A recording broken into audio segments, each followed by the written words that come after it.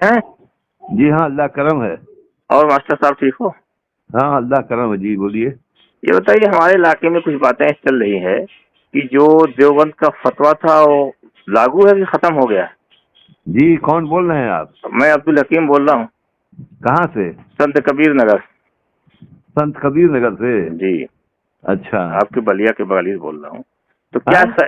अरे बलिया के बगल ही से बोल रहा हूँ। तो अच्छा अच्छा। हाँ, कबीर नगर है ना, हाँ संत हाँ कबीर। हाँ हाँ। तो अभी बताइए क्या इसकी सही स्थिति है, जानकारी क्या है? ऐसा है हाँ कि आलमी मरकज बंगले वाली मस्जिद बस्ती हजरत निजामुद्दीन है, जी। और अल्लाह ताला ने उस मस्जिद को दावत के काम के लिए कबूल किया।